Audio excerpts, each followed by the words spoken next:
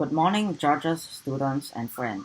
I'm Brayden Saga, and in this video, I will be introducing myself, a walkthrough of the game I'm submitting, and an explanation of the journey it took that got it to where it is right now. So, I found out about the competition through my brother and decided to participate because I had some experience in Roblox Studio and wanted to get a Nintendo Switch. My submission is a survival game with many other features that make it fit the topic of kings and dragons. First of all, my perception of this topic as making a medieval-type game might differentiate from its literal definition. However, I do have a king in my game, so it does sort of fit the topic literally. Now I'm going to share some of my favorite scripts. So before I explain anything, it's important to know what all these values under data store mean. Wood means the amount of wood a player has and so on, and the quest number indicates which quest the player is on. Quest 1 indicates the quest's progress. My first favorite script is the script that manages how the door closes. If you release the prompt halfway, the door loses its close progress. This makes the player feel like they are the one closing it, rather than just a prompt that makes the door close itself once activated. I did this by using the events prompt button hold began and prompt button hold ended. This took me a long time to figure out, but the result was very satisfying once completed. The second script I think is important to explain is how the king talks.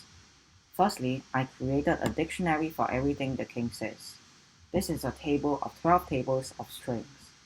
Whenever the player clicks this button, the int value chat progress is increased by 1. A function detects this change and gets a string from the long dictionary by checking the quest number and the chat progress. The king also says random stuff if your quest isn't done by referring to a table that contains the materials required for every quest.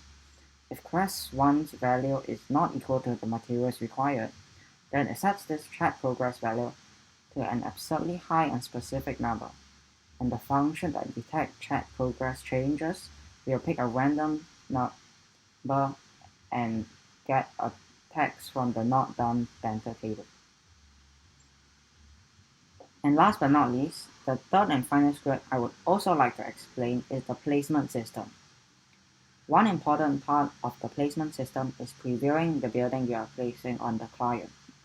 Every player has an attachment in front of their character. Whenever players move the building, it sends a remote event that changes the attachment offset on the server. You have my guarantee that I have built everything in this map, which isn't that hard to believe since my game isn't a very realistic style, and most of it was putting parts together in Roblox Studio. But if you are a judge and want to try the game, I kindly request you play the one I published. Animations can only be loaded on games when the owner or group of the game owns the animations, and the King NPC uses the animations to save. Thank you for watching this video, and I'll see you at the prize ceremony.